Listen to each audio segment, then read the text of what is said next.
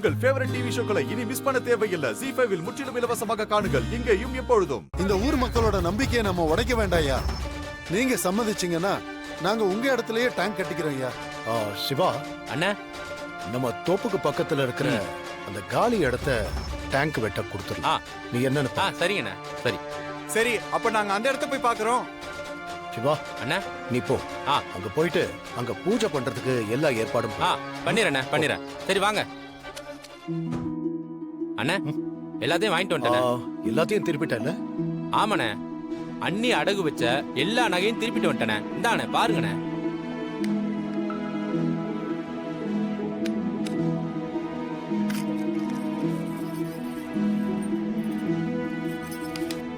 சரி, அம்மாவை கூப்பிட்டு இதையெல்லாம் அவகிட்ட கொடுத்துட சொல்லு. அண்ணா, அண்ணி அடகு வச்ச நகையெல்லாம் நீங்க மீட்டுட்டு வந்தீங்கன்னு தெரிஞ்சா அண்ணி ரொம்ப சந்தோஷப்படுவாங்கண்ணே. நீங்களே உங்க கையாலேயே கொடுத்துருங்கண்ணே.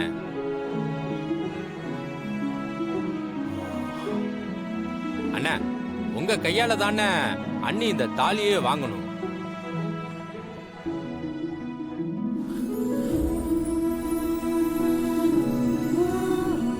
அண்ணா, இதோ ஒரு நிமிஷம் பூஜை ரூமுக்கு எல்லாரையும் வர வச்சுறேன். அங்க வந்து நீங்க அன்னிக்கிட்ட கொடுங்க. இந்த வந்துடுறேன்.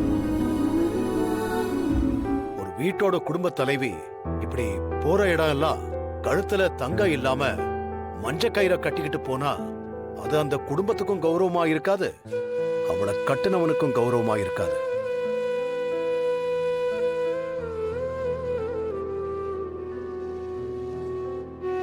கழுத்துல இருக்கிற தாலியை கழட்டும் போது புருஷனை பத்தி யோசிக்காம ஒரு பொண்டாட்டி இருக்கலாம். ஆனா பொண்டாட்டி மஞ்ச கயிறோட இருக்கிறத பாத்துக்கிட்டு இருக்கிறவன் ஒரு நல்ல புருஷன் கிடையாது.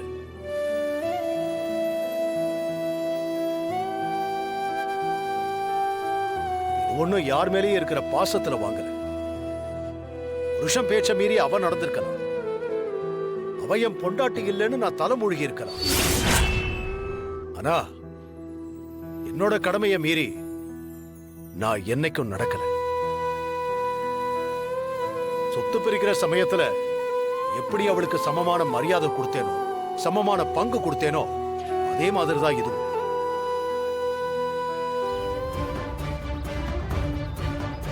என்ன நீ இது? அக்கா அடகு வச்ச நகையெல்லாம் மாமாவை மீட்டு கொடுத்திருக்காரு. அண்ணன் எப்போ என்ன செய்யறாருன்னே புரிய மாட்டேங்குது. உள்ள ஜானகி அக்காவை பாத்தீங்கல்ல, மாமா நகையை வாங்கி கொடுத்தாருன்னு ரொம்ப சந்தோஷமா இருக்காங்க. அவர் என்ன பாசத்திலயா வாங்கி கொடுத்தாரு? அதான் அவரே சொன்னாருல்ல, குடும்பமான போக கூடாதுன்னு தான் வாங்கி கொடுத்திருக்கேன்னு. மத்தபடி பாசத்துல எல்லாம் ஒண்ணும் வாங்கி கொடுக்கல. பாசத்துல வாங்கி கொடுக்கலனாலும் அவங்கள பத்தி யோசிச்சு தானே அவர் வாங்கி கொடுத்திருக்காரு. அதுவும் புருஷனோட கடமைன்னு வேற சொல்றாரு. அப்படின்னா என்ன அர்த்தம்? இன்னும் ஜானகி அக்கா அவரோட மனசுல பொண்டாட்டியா இருக்காங்க. இனிமே எனக்கு பொண்டாட்டியே கிடையாதுன்னு தலை முழுகினவரு புருஷனுடைய கடமைன்னு சொல்லி நகையை திருப்பி மீட்டு கொடுக்கறாரு. இப்படியே கொஞ்சம் கொஞ்சமா வளர்ந்து எல்லாத்தையும் மறந்து அவர் மட்டும் அக்காவை ஏத்துக்கிட்டாருன்னா அப்படி நடக்கவே கூடாது. அண்ணன் அன்னிக்கிட்ட பேசாம இருக்கிற வரைக்கும் தான் நமக்கு இந்த வீட்ல மரியாதை. இல்லனா அவ்வளவுதான். நம்ம கடைசி வரைக்கும் இந்த வீட்டு வேலை செஞ்சுட்டே தான் இருக்கணும்.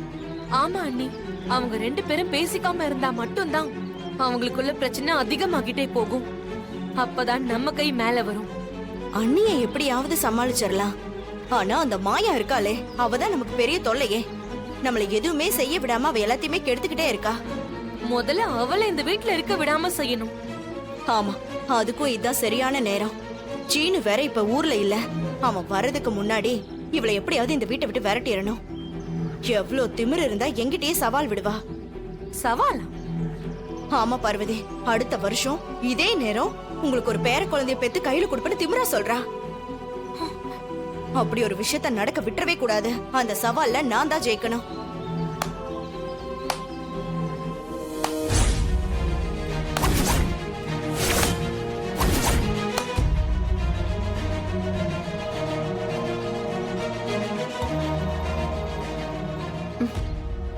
சூப்பர் அத்தை, சூப்பரா பிளான் போடுறீங்க. என்ன என்ன பிளான் பண்ணோம்? நீங்க பேசினதெல்லாம் நான் கேட்டுட்டேன். இப்படி அடுத்தவங்க பேசுறத ஒளிஞ்சிருது ஒட்டி கேக்குறியா? அசிங்கமா இல்ல? சொந்த அண்ணன் அவர் பொண்டாட்டியோட சந்தோஷமா இருக்க கூடாதுன்னு நினைக்கிறீங்களே, இது உங்களுக்கு அசிங்கமா இல்ல? இந்த குடும்பத்தை சேர்ந்தவங்க நீங்கன்னு சொல்லிக்கிறதுக்கு உங்களுக்கு எந்த தகுதியும் இல்ல. ஏய், நிறுத்துங்க. நீங்க என்னையும் சீனவையும் பிரிக்கணும்னு நினைக்கிறது கூட வேற விஷயம். நமக்குள்ள சவால் இருக்கு, அதுக்காக செய்றீங்கன்னு கூட நான் நினைச்சுக்கிறேன். ஆனா பெரியம்மாவும் பெரியப்பாவும் ஒன்னா இருக்க கூடாதுன்னு நினைக்கிறீங்க பாருங்க. எப்படி உங்களால இந்த மாதிரியெல்லாம் யோசிக்க முடியுது?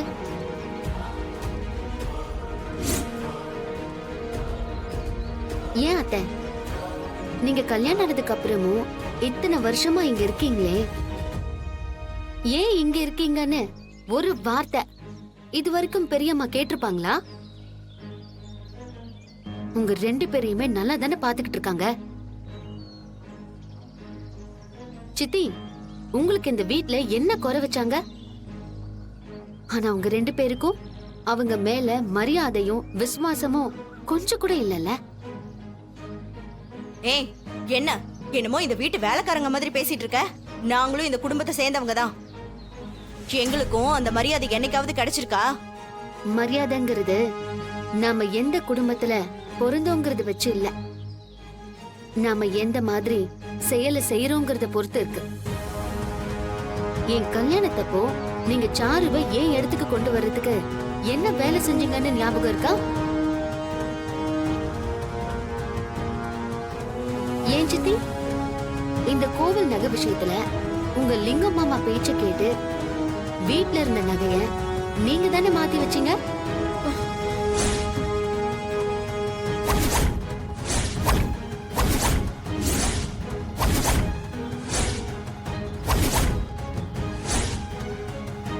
அது பெரியப்பாவுக்கே தெரியும்.